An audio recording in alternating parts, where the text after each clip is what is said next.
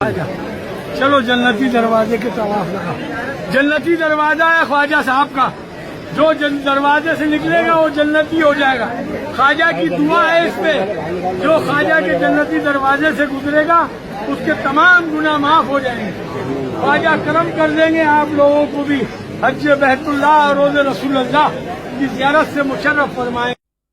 تو اب جب کبھی کوئی یہ کہے نا کہ جو میرے سلسلے میں بیعت ہو میں اسے جنت میں لے جاؤں گا، میں اس وقت تک جنت میں نہیں جاؤں گا جب تک کہ اسے لے نہ جاؤں، تو آپ نے انجینئر صاحب کی بات غور سے سننی ہے کہ بابت شاہی کوئی نہیں. جب حضرت فاطمہ اور رسول اللہ صلی اللہ علیہ وآلہ وسلم کے بارے میں یہ آیات اور احادیث موجود ہوں، اب پتہ چلا بابت شاہی نہیں کوئی نہیں. ادھر مطلب کیا ہے؟ یعنی بابوں کی تو کوئی حیثیت نہیں ہے ان کے مقابلے میں. اب اگر میں قرآن سے یہ آیت بیان کروں، سورہ الانعام کی آیت نمبر 15 جو سورہ یونس میں بھی موجود ہے، سورہ الزمر میں بھی، قل انی اخاف ان عصیت ربی عذاب یوم عظیم. اے نبی تم فرماؤ کہ اگر میں بھی اپنے رب کی نافرمانی کروں تو مجھے بھی اس بات کا ڈر ہے کہ بڑے دن کا عذاب مجھے بھی آ پکڑے گا. اللہ اکبر. میرے بھائی جب یہ میں آیت بیان کرتا ہوں اور اس کے مقابلے پہ آپ کے بزرگ یہ کلیم کرتے ہیں کہ ہم اس وقت تک جنت میں نہیں جائیں گے جب تک کہ اپنے مریدوں کو نہ لے کے چلے جائیں، جو ہمارے سلسلے میں بیعت ہو گیا وہ قیامت والے دن بغیر حساب و کتاب کے بخشا جائے گا. اور میں جب یہ حدیث بیان کرتا ہوں اس کو سپورٹیو، یہ تو نبی الاسلام کے بارے میں آپ نے پھر اسے بریف کیا، صحیح مسلم کی حدیث کہ جسے قیامت کے دن اس کے عمل نے پیچھے چھوڑ دیا، اس کا نسب، اس کی رشتہ داری اسے آگے نہیں لے کے جا سکے گی. اور بخاری اور مسلم کی متفق علیہ حدیث، اے میری بیٹی فاطمہ اس بات پہ مت اکڑنا کہ تم اللہ کے نبی کی بیٹی ہو.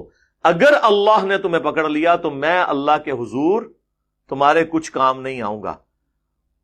یہ سیدہ فاطمہ کو ہمارے لیے کہا جا رہا تھا. وہ تو بخاری مسلم میں ہے، جنتی عورتوں کی سردار ہیں،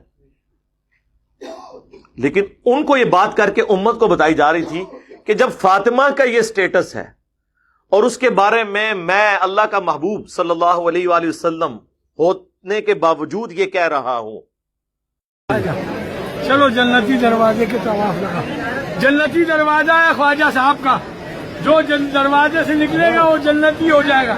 خواجہ کی دعا ہے اس پہ، جو خواجہ کے جنتی دروازے سے گزرے گا اس کے تمام گناہ معاف ہو جائیں گے. خواجہ کرم کر دیں گے آپ لوگوں کو بھی حج بیت اللہ اور روز رسول اللہ کی زیارت سے مشرف فرمائیں. تو اب جب کبھی کوئی یہ کہے نا کہ جو میرے سلسلے میں بیعت ہو میں اسے جنت میں لے جاؤں گا، میں اس وقت تک جنت میں نہیں جاؤں گا جب تک کہ اسے لے نہ جاؤں، تو آپ نے انجینئر صاحب کی بات غور سے سننی ہے کہ بابت شاہی کوئی نہیں.